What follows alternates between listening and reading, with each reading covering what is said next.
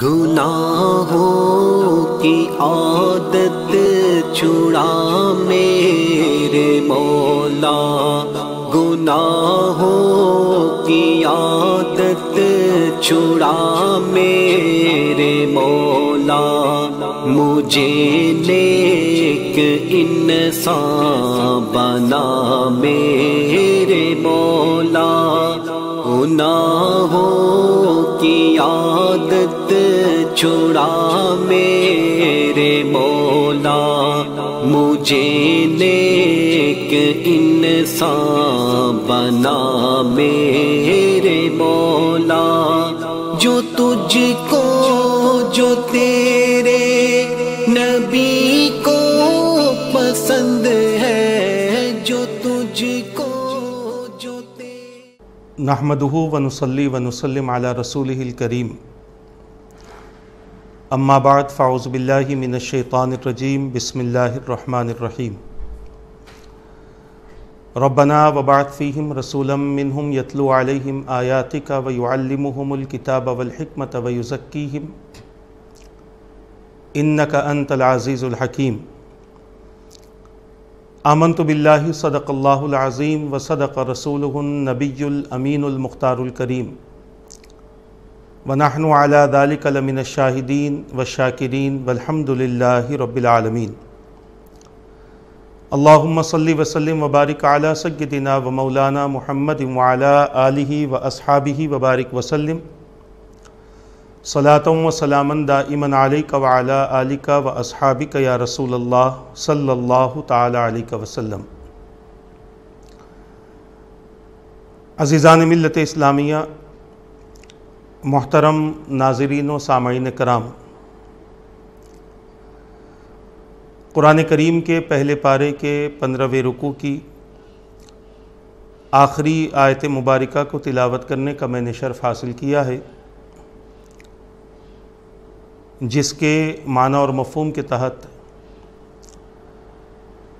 سلسلہ وار گفتگو قرآن و حدیث اور واقعات کی روشنی میں گناہوں سے متعلق ہو رہی ہے، گناہوں کے تعلق سے ہو رہی ہے۔ اب تک گناہوں کے تعلق سے اس کا مختصر سا خلاصہ آپ حضرات کے سامنے پیش کیا گیا۔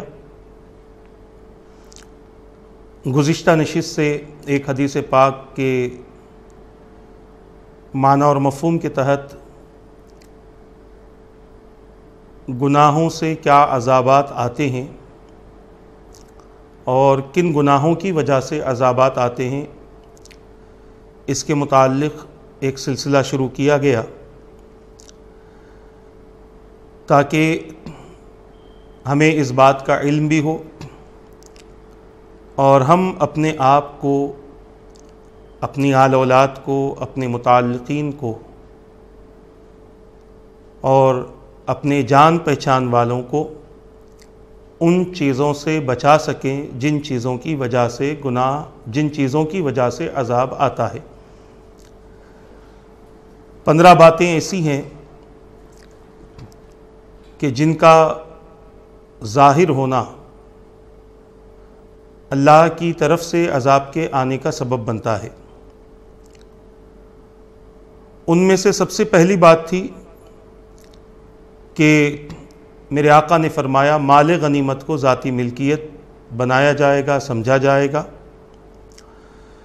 اور دوسری بات تھی کہ لوگ امانت کو مال غنیمت بنا لیں گے، اور اسی کے تحت ہماری 12ویں نشست ہوئی تھی، اور آج 13ویں نشست بھی حدیث پاک کے اسی حصے کی تشریح میں ہم مکمل کرنے کی کوشش کریں گے انشاءاللہ۔ امانت اور اس میں خیانت، یہ اللہ تبارک و تعالیٰ کی ناراضگی کا سبب ہے۔ کوئی بندہ کسی طرح کی امانت اگر ہمارے پاس رکھوائے، آگے میں ظاہر کروں گا کہ امانت صرف مال و دولت، زمین و جائیداد یا اس کے کاغذات ہی نہیں ہوتے، بلکہ کبھی کبھار کسی کی گفتگو بھی آپ کے پاس میں امانت ہوتی ہے۔ کسی کا کچھ بولنا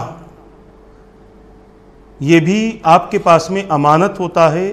اب اس کو آپ اپنے ہی پاس محفوظ رکھیں، کسی اور کے پاس میں اس بات کو نہ پہنچائیں، ورنہ یہ خیانت ہو جائے گی۔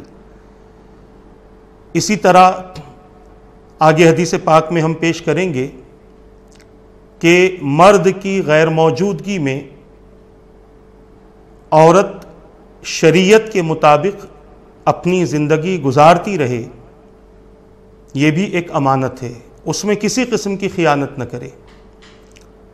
اولاد کی تربیت یہ بھی ایک امانت ہے، مرد کی غیر موجودگی میں آپ اپنی اولاد کی تربیت کس انداز سے کرتے ہیں، یہ بھی ایک قسم کی امانت ہے۔ انشاءاللہ آگے اس حوالے سے ہم تفصیلی گفتگو آپ حضرات کے سامنے کریں گے۔ پچھلی نشست میں جو باتیں ہوئی تھیں، حضور پاک صلی اللہ تعالی علیہ وسلم نے منافقین کی 3 نشانیاں بیان کی تھیں، اور اس کے بعد اور حدیث پاک ہم نے پیش کی تھی کہ اگر کوئی آپ کے پاس میں امانت رکھوائے تو آپ اس کی امانت ادا کر دو، اور کوئی آپ سے خیانت کرتا ہے تو آپ اس سے خیانت نہ کرو۔ تفصیل کے ساتھ میں اس کو آپ حضرات کے سامنے پیش کر دیا گیا۔ اور پھر انسان کی پہچان عبادات سے نہیں ہوتی، عادات سے ہوتی ہے، اس کو ذہن میں رکھا جائے۔ بعض ایسے بھی ہوتے ہیں جو عبادات کو ڈھال بناتے ہیں تاکہ لوگ عبادات کی چکر میں آ کر ان کے ساتھ میں معاملات کر بیٹھیں، اور وہ پھر معاملات کو خراب کر دیں، اور اس کی وجہ سے وہ تو بدنام نہ ہوگا مگر اللہ کی عبادتیں بدنام ہو جائیں گی۔ نمازی نے ایسا کیا، روزے دار نے ایسا کیا، حج کر کے آیا تھا ابھی اس نے ایسا کر دیا، اس قسم کی باتیں پیدا ہوں گی۔ تو اسی لیے انسان کو اس کے عادات سے پہچانا جائے گا۔ اسی لیے ہمیں تعلیم دی گئی کہ جب کسی سے کوئی معاملہ کرنا ہو تو تم اس کے ساتھ سفر کرو تاکہ اس کی عادتوں کا علم تمہیں ہو، معلوم ہو کہ یہ کس قسم کا آدمی ہے۔ اسی طرح اور اولادوں کا نکاح کرنا ہے تو صرف دولت، کاروبار دیکھ کر، جائیدادیں دیکھ کر آپ اپنی اولاد کو کسی کے حوالے نہ کرو، اور کسی کی اولاد اپنے گھر میں نہ لو، بلکہ ان کی عادتوں کو بھی دیکھو کہ یہ کس قسم کے لوگ ہیں، تاکہ ہمارا دین بھی مکمل ہو اور ہم کسی قسم کی خراب عادت میں ملوث نہ ہو، اور کسی قسم کی خیانت ہم سے نہ ہو۔ تو عرض یہ کر رہا تھا کہ رسول پاک صلی اللہ تعالی علیہ وسلم نے امانت کے متعلق اپنی امت کو تعلیمات عطا فرمائی، اور امتی جہاں اللہ کے نبی صلی اللہ تعالی علیہ وسلم سے عبادات کے طریقے سیکھتا ہے، وہیں پر حضور پاک صلی اللہ تعالی علیہ وسلم کی سیرت کے ہر پہلو کو اپنی زندگی کے تمام معاملات پر غالب کر لے، تبھی جا کر ہماری زندگی بہتر ہو سکتی ہے، ہمارے حالات اچھے ہو سکتے ہیں، ہمارے معاملات اچھے ہو سکتے ہیں، اور ہمارے ان معاملات کے ذریعے اللہ تبارک و تعالیٰ کا دین اور دین کا پیغام لوگوں تک پہنچ سکتا ہے۔ ورنہ ہم نے اگر غلط رویہ اختیار کر لیا، دنیا پرستی میں ہم گرفتار رہے، اور دنیا والوں کی باتوں میں آ کر، شیطان کے مکر کا شکار ہو کر، نفس کے فریب میں مبتلا ہو کر، معاشرے کا غلط اثر اپنے اوپر لے کر اگر ہم نے اسی طرح سے زندگی گزار لی تو دین کا نام صرف قرآن و حدیث کی کتابوں تک رہ جائے گا، اور ہمارے اکابرین کی زندگیوں تک رہ جائے گا۔ بعد میں آنے والے یہ دین کا نام خراب کرتے ہوئے نظر آئیں گے۔ اور آج حالات ہم دیکھ رہے ہیں، معاملات ہم دیکھ رہے ہیں کہ کس قسم کی حالت اور کس قسم کے کیفیات اور کس قسم کی عادتوں میں آج مسلمان گرفتار ہے۔ اس کو سدھارنے کی ضرورت ہے۔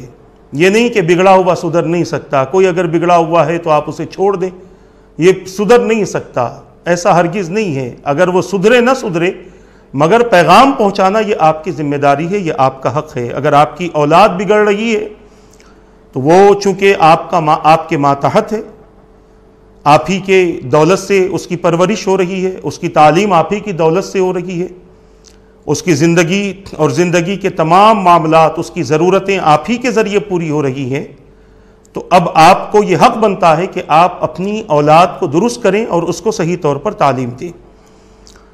تو ہم گفتگو کر رہے تھے امانت کے تعلق سے۔ رسول پاک صلی اللہ تعالی علیہ وسلم نے بعض احادیث میں امانت اور خیانت کا ایک ساتھ ذکر فرمایا، اور بعض احادیث میں امانت کا الگ سے ذکر فرمایا اور خیانت کا الگ سے ذکر فرمایا۔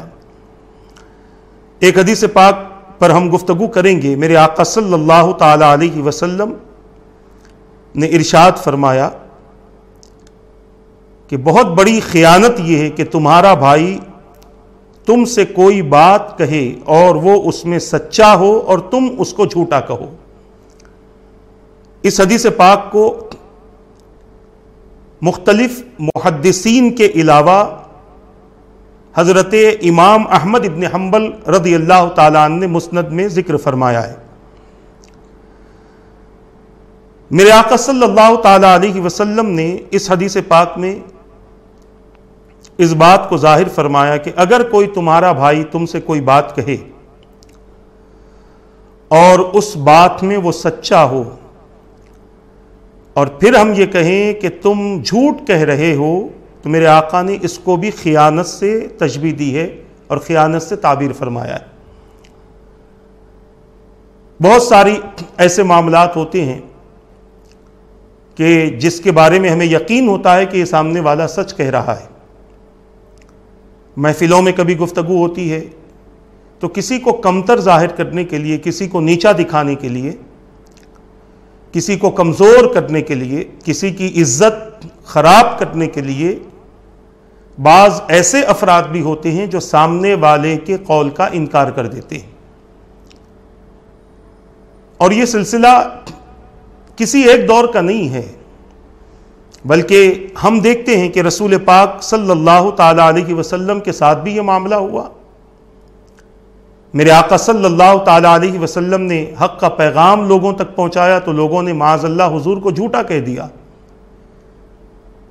جو لوگ حضور کو سچا تسلیم کرتے تھے، اعلان نبوت کے بعد انہوں نے حضور کے تعلق سے نہ جانے کیا کیا باتیں لوگوں کے سامنے پھیلا دی۔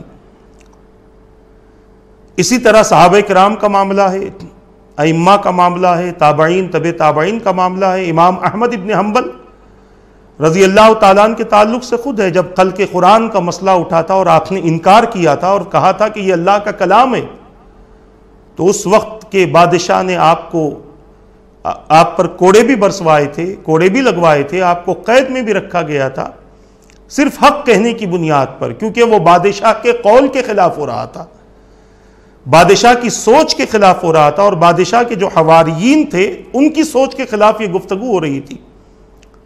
اسی لیے انہوں نے حق تو کہا مگر اس حق کی سزا بھی انہیں ملی، سچ کہنے کی سزا انہیں ملی، اور لوگوں نے کہا کہ نہیں یہ غلط کہہ رہے ہیں، حالانکہ ان کی نظر میں یہ حدیث پاک بھی رہی ہوگی، کیونکہ آپ کے قول کا انکار کرنے والے جہلا نہیں تھے، علماء بھی تھے، ان کی نظر میں بھی یہ بات رہی ہوگی کہ اگر کوئی سچ کہہ رہا ہو اور تمہیں معلوم ہے کہ یہ بات سچ ہے، اور اس کے باوجود اگر تم اسے جھوٹا کہتے ہو تو تم خیانت کرنے والے ہو۔ ہمارے گھروں میں، ہمارے معاشرے میں، ہماری محفلوں میں، ہمارے مجلسوں میں اس قسم کے کئی لوگ ہوتے ہیں جو بات تو سچی کرتے ہیں، مگر کچھ لوگ ان کی باتوں کو غلط ثابت کرنے کے لیے اسے کہتے ہیں کہ تم نے یہ بات جھوٹ کہی ہے۔ کہنے والے نے تو اپنا حق ادا کر دیا، اب سننے والوں میں جو لوگ یہ کہتے ہیں کہ تم نے جھوٹ کہا، تم نے غلط کہا، اب یہ ذمہ داری ان کی ہوتی ہے، اور پھر دنیا میں جو چیزیں انہوں نے انکار کی ہیں کسی کے حوالے سے، اس کو خود اپنی نظروں کے سامنے وہ چیز دیکھیں گے۔ تو جب ہمیں یہ یقین ہو کہ سامنے والا بات سچی کر رہا ہے تو ہم نہ اسے ٹھکرائیں، نہ ہم اسے جھوٹا ثابت کریں، نہ ہم اسے غلط کہیں، کیونکہ اگر یہ کہیں گے تو نقصان بولنے والے کا کچھ نہیں ہوگا، نقصان اس کو جھٹلانے والے کا ہوگا کہ اللہ تبارک و تعالی اسے خیانت کرنے والے لوگوں میں شمار فرما لے گا۔ تو اس سے بچنا اور اس سے اپنی حفاظت کرنا یہ بہت زیادہ ضروری ہے۔ حضرت چوتھی حدیث ہم اس حوالے سے پیش کر رہے ہیں، حضرت عبادہ ابن صامت رضی اللہ تعالیٰ عنہ، آج کے سلسلے میں یہ دوسری حدیث ہے۔ حضرت عبادہ ابن صامت رضی اللہ تعالیٰ عنہ بیان کرتے ہیں کہ حضور پاک صلی اللہ تعالیٰ علیہ وسلم نے ارشاد فرمایا، پہلے حدیث پاک ہم مکمل کریں گے، اس کے بعد اس کا مختصر سا خلاصہ ہوگا۔ میرے آقا صلی اللہ علیہ وسلم نے ارشاد فرمایا، تم میرے لیے 6 چیزوں کے ضامن ہو جاؤ تو میں تمہارے لیے جنت کا ضامن ہوں، یعنی 6 چیزوں کی تم مجھے ضمانت دے دو تو میں تمہیں جنت کی ضمانت دیتا ہوں۔ سب سے پہلی بات، جب تمہارے پاس امانت رکھی جائے تو تم اس کو ادا کرو۔ دوسری بات، جب تم عہد کرو تو اس کو پورا کرو، وعدہ کرو تو اس کو پورا کرو۔ تیسری بات، جب تم بات کرو تو سچ بولو۔ چوتھی بات، تم اپنی شرمگاہوں کی حفاظت کرو۔ پانچویں بات، اپنی نظروں کو نیچا رکھو۔ اور چھٹی بات، اپنے ہاتھوں کو کسی کے آگے نہ پھیلاؤ۔ اس حدیث پاک کو امام بیہقی نے شعب الایمان میں اور سنن کبریٰ میں، صاحب سنن کبریٰ میں نے اس کو سنن کبریٰ میں، اور بھی ائمہ حدیث نے اس کو اپنی اپنی کتابوں میں نقل کیا ہے۔ اس حدیث پاک میں 6 باتوں کا ذکر ہے، اور سب سے پہلی خوشخبری یہ ہے، سب سے پہلی بات یہ ہے کہ میرے آقا صلی اللہ تعالی علیہ وسلم نے ان لوگوں کو خوشخبری عطا فرمائی، جنت کی ضمانت دی ہے۔ جب حضور کسی چیز کے معاملے میں کسی امتی سے یہ کہہ دیں کہ یہ میں تمہارے لیے کر دوں گا، تو اب وہ چیز مکمل ہو کر رہے گی، اس چیز میں کسی قسم کا شک و شبہ نہیں کیا جانا چاہیے۔ حضور نے کسی معاملے میں وعدہ کیا ہے تو اس پر بھی یقین ہو، اور کسی معاملے میں وعید بیان فرمائی ہے تو اس پر بھی یقین ہو۔ ان دونوں باتوں پر یقین کرنا ہمارے لیے ضروری ہے۔ اب حضور پاک صلی اللہ تعالی علیہ وسلم نے جنت کی ضمانت دی اس شخص کو جو اپنی زندگی میں 6 چیزوں کی ضمانت دیتا ہے، اور ان 6 چیزوں میں سب سے پہلی چیز جو میرے آقا نے بیان فرمائی کہ جب تمہارے پاس امانت رکھی جائے تو تم اس کو ادا کرو۔ کتنا اہم ہے امانت کا ادا کرنا، اس حدیث پاک سے ہمیں پتہ چلتا ہے کہ امانت کو صحیح طور پر ادا کرنے والا جنتی ہے۔ حضور پاک صلی اللہ تعالی علیہ وسلم کی ضمانت سے وہ جنت میں جائے گا، میرے آقا کی سفارش سے وہ جنت میں جائے گا، وہ شخص جس کے پاس میں امانت رکھی جائے۔ اب اس سے ہم دوسری بات بھی نکال سکتے ہیں کہ جو شخص امانت میں خیانت کرتا ہو تو اس کا ٹھکانہ کیا ہوگا۔ امانت کو ادا کرنے والا جب جنت میں جائے گا تو امانت میں خیانت کرنے والا جنت میں نہیں جائے گا، اسے تو سزا ملے گی، اور اس سزا کا ذکر بھی ایک حدیث پاک میں ہمیں ملتا ہے۔ یہ حدیث پاک مکمل کر کے انشاءاللہ اس حوالے سے ہم ذکر کریں گے، اور اس حوالے سے ہم آپ کے سامنے گفتگو کریں گے۔ جو لوگوں کی امانتیں صحیح طور پر واپس کر دے، اور امانت میں کئی قسمیں ہیں، میں نے آغازی میں کہا تھا ہماری زندگی بھی اللہ کی امانت ہے، ہمارے جسم کے تمام حصے اللہ کی امانت ہے، اور اس کے علاوہ معاملات میں امانت کا دخل ہے، ازدواجی زندگی میں امانت کا دخل ہے، معاشرتی زندگی میں امانت کا دخل ہے، تجارت وغیرہ کرتے ہیں تو اس میں بھی امانتیں ہیں،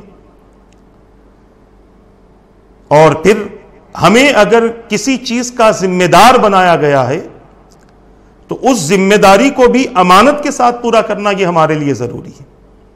انشاءاللہ تفصیل اس حوالے سے بیان ہوگی. پہلی بات، جب تمہارے پاس امانت رکھی جائے تو تم اس کو ادا کرو. یہ امانت دولت کی شکل میں ہو، جائیداد کی شکل میں ہو، کاغذات دولت کے کاغذ کی شکل میں ہو، یا پھر آپ کے پاس کسی نے امانت کے طور پر اپنی سواری رکھوا دی، کسی نے امانت کے طور پر آپ کو اپنا گھر دیا ہوا ہے، کسی نے امانت کے طور پر آپ کے پاس میں اپنے زمین و جائیداد کے کاغذات رکھوا دیے ہیں، تو اب اس کو ادا کرنا اور صحیح طور پر ادا کرنا، جیسا دیا تھا ویسے واپس کرنا، یہ آپ کا فریضہ ہے اور یہ ہمارے ایمان کی علامت ہے. آج اس دور میں انسان اپنے شوق کو پورا کرنے کے لیے نبی کے فرمان سے اتفاق نہیں کرتا. معاذ اللہ، بہت سارے مسلمان ایسے کہ جو نبی کے فرمان سے اتفاق نہیں کرتے. آپ دیکھ لو، شراب پینے والے سے کہو حدیث میں منع ہے تو وہ کہتا ہے، وہ معاذ اللہ بعض تو کہہ دیتے ہیں مانتے ہی نہیں یہ چیز کو. زنا کرنے والے سے کہو، سود کھانے والے سے کہو، چوری کرنے والے سے کہو، غیبت کرنے والے سے کہو، انسان کو جو چیزوں میں مزہ آتا ہے آپ اس کے خلاف میں قرآن و حدیث پیش کرو تو وہ آپ کے خلاف ہو جائے گا، اس لیے کہ آپ نے اسے صحیح بات بتا دی ہے. اور یہی چیز کبھی کبھار گناہ بھی بن جاتا ہے اور کبھی کبھار کفر بھی ہو جاتا ہے. انکار کر دیا اس چیز کا، میں نہیں مانتا معاذ اللہ، تو نہیں مانتا مطلب یہ ہوا کہ اس نے رسول کی بات کا انکار کر دیا اور قرآن کی آیات کا انکار کر دیا. پھر اس سے کہو آپ نے غلط کر لیا، آپ توبہ کرنا چاہیے، تو پھر وہ اور جھگڑا کرنے بیٹھتا ہے. کئی ایسے واقعات ہمارے پاس آتے ہیں، لوگوں کے سوال آتے ہیں. بعض ہمارے بڑے ایسے بھی تھے کہ جو اپنے پڑوسی کو، اپنے کسی رشتہ دار کو بہت زیادہ ان پر بھروسہ کرتے تھے، اور بھروسہ کر کے اپنے گھروں کے کاغذات، چونکہ گھروں میں چھوٹے چھوٹے بچے ہوتے تھے، بڑے کوئی ہوتے نہ تھے، تو اپنے گھروں کے کاغذات اپنے پڑوسی کے پاس امانت کے طور پہ رکھوا دیتے،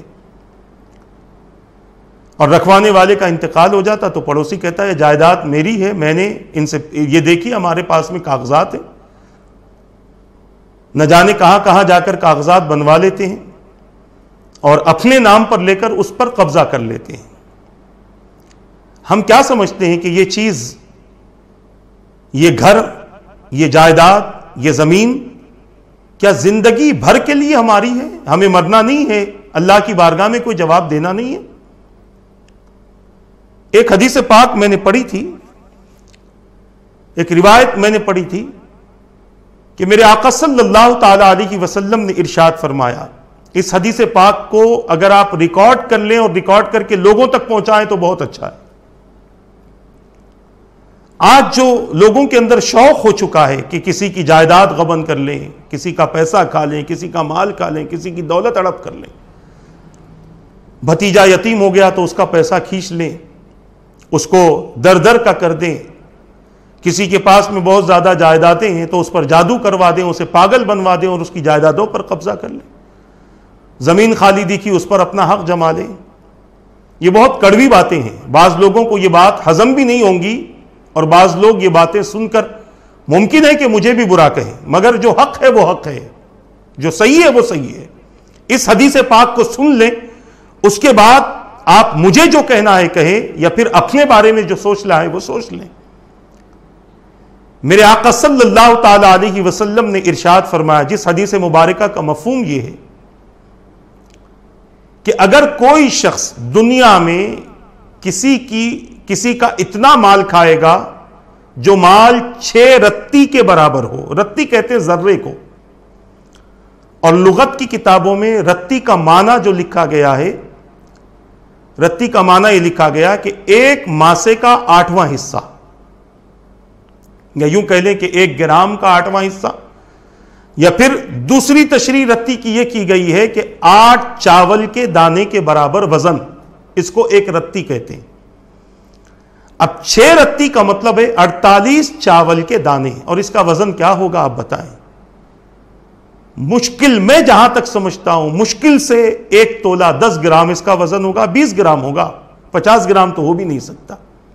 48 چاول کے دانوں کا وزن. حضور نے فرمایا جس نے دنیا میں کسی کی 6 رتی کے برابر بھی مال کھایا ہوگا تو اللہ تبارک و تعالی قیامت کے دن اس بندے کی 700 مقبول نمازیں اس بندے کو دے دے گا جس کا مال اس نے کھایا ہے. اللہ اکبر. 700 مقبول نمازیں.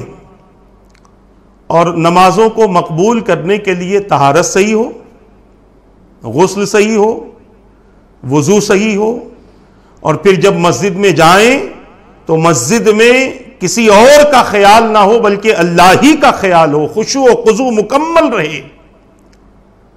اور جب بندہ اس طرح کی نماز پڑھتا ہے تو اس کی نماز ممکن ہے کہ مقبول ہو. اور نماز کی مقبولیت کی علامت یہ ہے کہ بندے کے اندر اس نماز کے بعد میں تبدیلی پیدا ہوتی ہے، یعنی وہ برائیوں سے نیکیوں کی طرف آ جاتا ہے. یہ کسی عمل کے مقبول ہونے کی نشانی ہے. جیسے توبہ کی قبولیت کی نشانی ہے کہ بندہ توبہ کر لے، تو باقاعدہ یہودیوں نے کہا ہے، یہودیوں کی کتاب میں لکھا ہے، ان لوگوں نے کہا، ان کا نظریہ ہے کہ توبہ کرنے والے کی توبہ قبول ہو، اگر اس کو آزمانا ہو تو اس کے ہاتھ میں مٹی دے دو، اللہ تعالیٰ توبہ کی قبولیت کی برکت سے اس مٹی کو سونا بنا دے گا. تو بتانا یہ ہے کہ جب عمل بندے کا مقبول ہوتا ہے، قبول کر لیا جاتا ہے، تو اللہ تبارک و تعالی اس کو برائیوں سے دور کر کے اسے نیکیوں کی طرف راغب فرما دیتا ہے. تو ایسی 700 مقبول نمازیں اس بندے کو دی جائیں گی جس کا 6 رتی 48 چاول کے دانے کے وزن کے برابر کسی نے پیسہ کھایا ہوگا. اب اگر یہ 48 چاول کے دانے کو اگر ہم خریدنے جائیں تو میں سمجھتا ہوں 2-3 روپے میں آپ کو مل جائیں گے. جس کا 2-3 روپیہ کھایا ہے اس کا یہ حال ہے، اور جس کا لاکھوں میں کھا گیا اس کا کیا حال ہوگا. جو دنیا میں کسی کی 1 اینچ زمین پر قبضہ کرتا ہے، قیامت کے دن وہ جنت کی نعمتوں سے محروم کر دیا جائے گا. آج ہم کس راہ پر چل رہے ہیں؟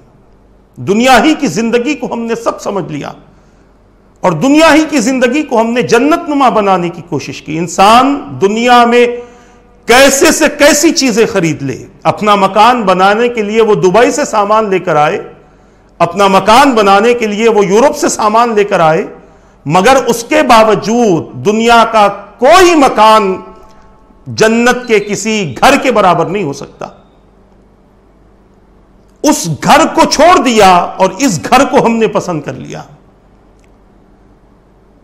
دار الجزا کو ہم نے چھوڑ دیا اور دار العمل کو ہم نے برباد کر لیا. تھوڑی سی چھپتی ہوئی گفتگو ہے مگر اسے قبول کرنا ضروری ہے. کوئی کسی کے پاس امانت رکھوائے، کوئی عورت اگر آپ کے پاس آ کر کسی عورت کے پاس امانت رکھواتی ہے کہ میرا یہ سونا، میری یہ چاندی، میرے یہ جواہرات تمہارے پاس رکھو، اور پھر اس نے آپ کو اس کے استعمال کی اجازت نہیں دی، اس نے یہ نہیں کہا کہ ضرورت پڑے تو آپ استعمال کر لو، مگر آپ نے ضرورت کے وقت میں اس کو استعمال کر لیا، تو یہ بھی خیانت ہے. ہاں، اس سے پوچھ لو کہ مجھے کچھ کام ہے، اگر میں استعمال کر لوں تو کیا آپ کی اجازت ہے؟ اگر وہ اجازت دے دے تو آپ استعمال کر لو. آج گھر میں اگر ہم گھر ہی کی بات کریں، باہر نہیں جائیں، ہم گھر ہی کی بات کر لیں، کئی ایسی ساس ہوتی ہے جو بغیر پوچھے اپنے بہو کے سامان پر اپنا حق جتاتی ہیں. کئی ایسی ننندیں ہوتی ہیں جو اپنی بھاوجوں کے کپڑے چھین کر بھی لے لیتی ہیں یا بھاوج کی غیر موجودگی میں ان کے سامان استعمال کیے جاتے ہیں. یہ ایک قسم کی خیانت ہے. ہر ایک کو اپنی خیانت کا بدلہ قیامت کے دن ضرور ملے گا. اگر ہم یہ سمجھتے ہیں کہ وہ تو نہیں دیکھ رہا ہے، وہ نہیں دیکھ رہا ہے تو کیا ہوا، میرا رب تو دیکھ رہا ہے. ہمیں کسی کے دیکھنے نہ دیکھنے سے کوئی فرق نہیں پڑتا، اللہ کے دیکھنے کا تصور اپنی زندگی میں ہمیشہ باقی رکھو، اور قرآن کی اس آیت کو ہمیشہ پڑھتے رہو، یا ایھا الذین آمنوا اتقوا اللہ ولتنظر نفس ما قدمت لغد واتقوا اللہ ان اللہ خبیر بما تعملون۔ اے ایمان والو، اللہ سے ڈرو، اور ہر شخص کو چاہیے کہ وہ یہ دیکھ لے کہ اس نے کل کے لیے کیا تیاری کی ہے، اور اللہ سے ڈرو، بے شک اللہ تمہارے عمل سے باخبر ہے۔ قرآن میں کئی جگہ اس قسم کی آیتیں موجود ہیں۔ کسی کے دیکھنے نہ دیکھنے سے کوئی فرق نہیں پڑتا، کیونکہ کوئی اگر ہمیں غلطی کرتا ہوا دیکھ لے، اس کے پاس طاقت نہ ہو تو وہ ہمیں کوئی عذاب نہیں دے گا، ہمیں کوئی تکلیف نہیں دے گا، مگر جس کے پاس میں قوت ہوتی ہے، طاقت ہوتی ہے، اگر وہ تکلیف دیتا بھی ہے تو ایک مختصر سی تکلیف ہوتی ہے، مگر اللہ تبارک و تعالی بندوں کی بدعملیوں کی وجہ سے جہنم کی جو سزائیں رب نے متعین کی ہیں وہ بڑی بھیانک ہے، وہ بڑی خطرناک ہے۔ اس لیے عرض کرنا چاہتا ہوں، کوئی امانت آپ کے پاس ہو، کسی نے اپنی جائیداد کے پیپر رکھوا دی، اپنی نیت خراب نہ کرو، اور یقین کے ساتھ کہتا ہوں اس کی امانت اسے واپس کر دو، میرا مولا جنت میں مکان عطا فرمائے گا، دنیا کا مکان چھوڑ دو۔ کسی کے مکان میں برسوں آپ نے گزار لی ہیں، اب اس کی جائیداد پر قبضہ کرنے کا نہ سوچو، اس کو ضرورت ہے آپ اسے واپس کر دو، امانت تھی آپ کے پاس، اسے واپس کر دو، اللہ تعالیٰ اس سے بہتر مکان جنت میں عطا فرمائے گا۔ اب سوچتے ہوں گے کب مریں گے، کب جنت ملے گی؟ آپ کو کیا معلوم کب مریں گے؟ ممکن ہے کہ سوچ رہے ہیں اور مر جائیں، یا پھر اللہ تعالیٰ اور زندگی دے اور پھر اس کے بعد میں موت دے دے۔ تو جب بھی مریں گے، اگر زندگی میں امانتوں میں خیانت نہ کی ہوگی تو قیامت کے دن اس کا بہترین صلہ اللہ تبارک و تعالیٰ اپنے بندوں کو عطا فرمائے گا۔ عزیزان ملت اسلامیہ، اس حوالے سے اور بھی گفتگو ہے، انشاءاللہ آئندہ جیسے جیسے باتیں ہوتی رہیں گی ہم اس حوالے سے گفتگو کریں گے۔ تو پہلی بات میرے آقا نے فرمائی، جب تمہارے پاس امانت رکھی جائے تو تم اس کو ادا کرو۔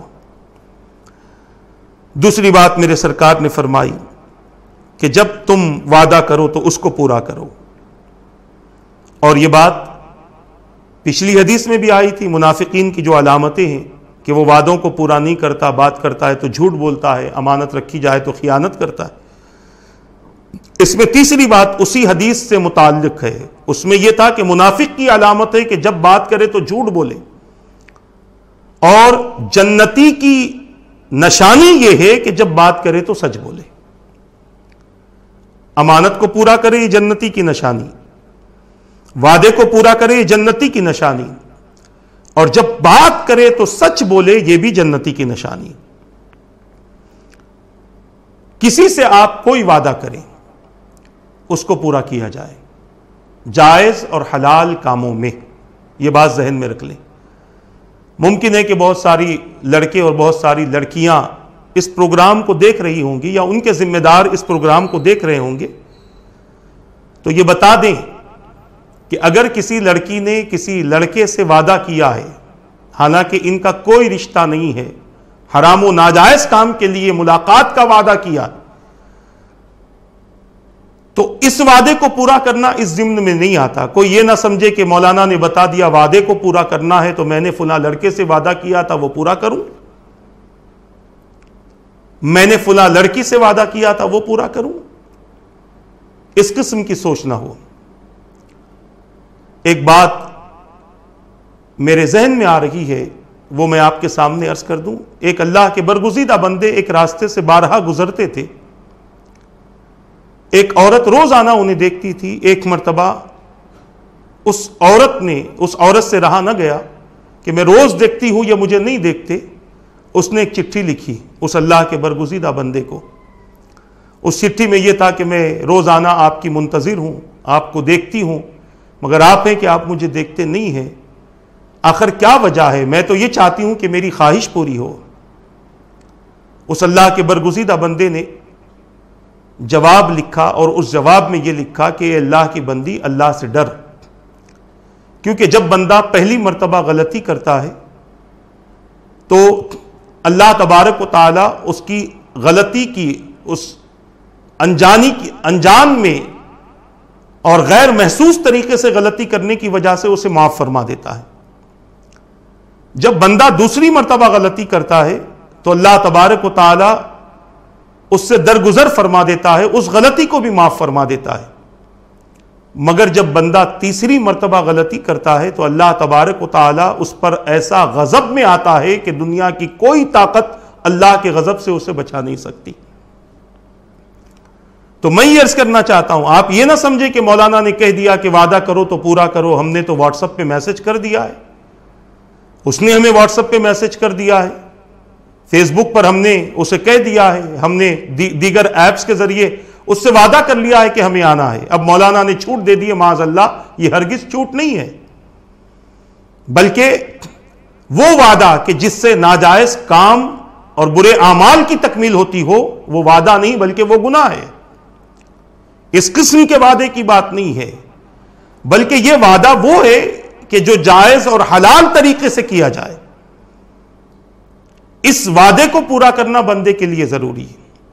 جیسے میں نے گزشتہ بھی مثال دی تھی کہ کسی کی لڑکی کو کوئی لا کر رکھ لے اور اس سے بچپن سے لے کے جوانی تک کام کروائے اور پھر اس کے بارے میں یہ کہے اس کے والدین کو کہ میں اس لڑکی کی شادی کر دوں گا بڑی ہونے کے بعد، اور جب لڑکی بڑی ہو تو وہ اپنے وعدے سے مکر جائے۔ تجارت کے معاملے میں کوئی وعدہ کیا تھا، کوئی زمین خرید رہے تھے، ایک دوسرے سے کاروبار ہو چکا، وعدہ ہو چکا کہ فلاں تاریخ ہم آپ کی رقم ادا کر دیں گے، رقم ادا کرنے گئے تو آپ نے کہا نہیں، کسی اور نے زیادہ قیمت دے دی، ہم اسے بیچنا چاہتے ہیں، تو یہ بھی وعدہ خلافی ہے۔ اس طرح سے اب آپ مثالیں نکال لیں کیا کیا باتیں ہوتی ہیں اور کن کن چیزوں کے وعدے ہوا کرتے۔ گناہوں کے معاملے میں وعدے کو پورا نہ کیا جائے۔ کسی دوست سے دوست نے وعدہ کر لیا پکچر جانا ہے، ہاں وعدہ ہے ہمارا، ہم آئیں گے، تو یہ وعدہ پورا کرنا اس حدیث کے ضمن میں نہیں آتا، بلکہ یہ تو گناہ ہے۔ آپ کہیں گے نہیں مولانا نے کہہ دیا وعدہ کیا تو پورا کرو، تو حرام کاروں میں بھی اور گناہوں میں بھی اپنے وعدے پورے کیے جائیں، یہ غلط ہے۔ یہ بات اس حدیث کے ضمن میں نہیں آتی۔ تیسری بات فرمایا گیا کہ جب تم بات کرو تو سچ بولو۔ اس حدیث کی تیسری بات ہے کہ جب تم بات کرو تو سچ بات کرو، جھوٹ بات مت کرو، کیونکہ جھوٹوں پر اللہ کی لعنت ہوتی ہے۔ جھوٹ بولنے والے کے چہرے بگڑتے ہیں، جھوٹ بولنے والے پر اللہ کی لعنت ہوتی ہے، اللہ کا غضب ہوتا ہے۔ جھوٹ بولنے والے کے معاملات میں بے برکتی ہوتی ہے، اس کی زندگی میں بے برکتی ہوتی ہے، اس کے جھوٹ بولنے کی وجہ سے فرشتے اس سے کافی دور چلے جاتے ہیں جب تک وہ جھوٹ بولتا رہتا ہے۔ تو لہٰذا جھوٹ سے پرہیز کیا جائے۔ اس کے بعد چوتھی بات میرے آقا نے فرمائی، اپنے شرمگاہوں کی حفاظت کرو۔ یہ تمام لوگوں کے لیے، صرف نوجوان بچے اور بچیوں کے لیے نہیں ہے۔ آج کل تو یہاں تک کہ سننے میں آیا ہے کئی شادی شدہ عورتیں نوجوان بچوں کے ساتھ میں، جو غیر شادی شدہ ہیں ان کے ساتھ میں بھی اپنا وقت گزار رہی ہیں۔ اللہ ہماری نسلوں کو، اللہ تعالی ہمارے معاشرے کو اس برائی سے محفوظ فرما دے۔ دیکھنے والوں کی نگاہیں، دیکھنے والوں نے دیکھا ہے، اور جنہوں نے دیکھا ہے ان پر ہم مکمل طور پر اعتبار کرتے ہیں۔ انہوں نے ہم سے کہا کہ اس قسم کے حالات آج ہو چکے ہیں۔ اپنے آپ کی حفاظت کرو، کیونکہ جو اپنے آپ کی حفاظت نہیں کرے گا قیامت کے دن ان کے جسموں سے بدبو آئے گی، اور ایسی بدبو آئے گی کہ جہنم کے لوگ بھی اس بدبو کو ناپسند کریں گے۔ ایسی بدبو زنا کرنے والے مرد اور زنا کرنے والی عورت کی جسم سے آئے گی، اللہ محفوظ رکھے۔ اس میں بھی بہت بڑی تفصیل ہے۔ پانچویں بات فرمایا میرے آقا نے، اپنی نظروں کو نیچا رکھا کرو، کیونکہ نظروں کا بھٹکنا ہی انسان کے جسم کے آوارہ ہونے کا سبب بنتا ہے۔ جتنی نظر اٹھی رہے گی اتنا ہی یہ نظر بے حیا بھی بنے گی، اور اس نظر کے ذریعے اندر جو اترتا ہے اس کو پورا کرنا بھی نفس کا تقاضا ہو جائے گا۔ اسی لیے نگاہوں کو نیچی رکھو، اور قرآن خود کہتا ہے مومن مردوں کو چاہیے کہ وہ اپنی نگاہوں کو نیچی رکھیں، مومن عورتیں بھی اپنی نگاہوں کو نیچی رکھیں۔ بناؤ سنگھار دوسروں کے لیے نہ کریں، راستوں میں چلتے وقت اکڑ کر نہ چلیں، عورتیں خاص طور سے اکڑ کر نہ چلیں، اپنے آپ کو نرم و نازک بنا کر نہ چلیں، بلکہ درمیانی راہ اختیار کریں، تاکہ کسی کی نظر پڑے بھی تو وہ آپ کے لیے کسی قسم کا غلط خیال آپ کے لیے اپنے دل و دماغ میں پیدا نہ کرے۔ پھر اس کے بعد میرے آقا صلی اللہ علیہ وسلم نے چھٹی بات بیان فرمائی، اپنے ہاتھوں کو کسی کے آگے نہ پھیلاؤ. ضرورت ہو تو بات الگ ہے، آپ کو مانگنے کا حکم ہے، سوال کرنے کا حکم ہے، مگر ضرورت نہ ہو اور آپ سوال کرتے رہتے ہیں، ضرورت نہ ہو اور آپ مانگتے رہتے ہیں، ضرورت نہ ہو اور آپ لوگوں سے پوچھتے رہتے ہیں، تو اس قسم کے عمل سے رسول پاک صلی اللہ تعالی علیہ وسلم نے منع فرمایا. اور ایک موقع پر فرمایا اوپر والا ہاتھ نیچے والے ہاتھ سے بہتر ہے، دینے والا ہاتھ لینے والے ہاتھ سے بہتر ہے. تو لہٰذا اس حدیث پاک پر ہمارا عمل ہو. اور یہ حدیث پاک مکمل اس لیے پیش کی گئی تاکہ اس حدیث کے ذریعے ہمیں کچھ تعلیم مل جائے. مگر جو ہماری گفتگو چل رہی ہے امانت کے حوالے سے، انشاءاللہ آگے بھی ہم اس سلسلے کو جاری رکھیں گے تاکہ امانت کے متعلق حضور پاک صلی اللہ تعالی علیہ وسلم کا مکمل پیغام ہم تک پہنچے اور مکمل تعلیم ہم تک پہنچے. اور ممکن ہو کہ ہم میں سے اگر کسی نے عمل کر لیا تو انشاءاللہ یہ اس کے لیے بھی نجات ہے، ہمارے لیے بھی نجات ہے. اور اس پیغام کے پہنچانے کے لیے جو لوگ محنت کر رہے ہیں، کیمرہ لگا کر، ویڈیو کے ذریعے، ٹی وی کے ذریعے یا پھر یوٹیوب کے ذریعے جو لوگ محنتیں کر رہے ہیں، ان کے لیے بھی یہ عمل نجات کا سبب بنے گا. انشاءاللہ آئندہ بھی ہم اس حوالے سے آپ حضرات کے سامنے گفتگو کریں گے. اور آئندہ جو گفتگو ہوگی، میں نے آپ حضرات کے سامنے عرض کر دیا کہ جو امانت میں خیانت کرتا ہے اسے دوزخ میں ڈالا جاتا ہے، اور کس طریقے سے ڈالا جائے گا یہ اگلی حدیث میں ہم آپ کے سامنے پیش کریں گے. اللہ تبارک و تعالیٰ سے دعا ہے کہ رب قدیر جو کچھ کہا گیا کہنے میں غلطی ہو تو اپنے حبیب کے صدقے معاف فرما دے. ان باتوں پر مجھے اور ان سب کو عمل کرنے اور ان باتوں کو دوسروں تک پہنچانے کی توفیق عطا فرما برحمتک یا ارحم الراحمین. وما علینا الا البلاغ. السلام علیکم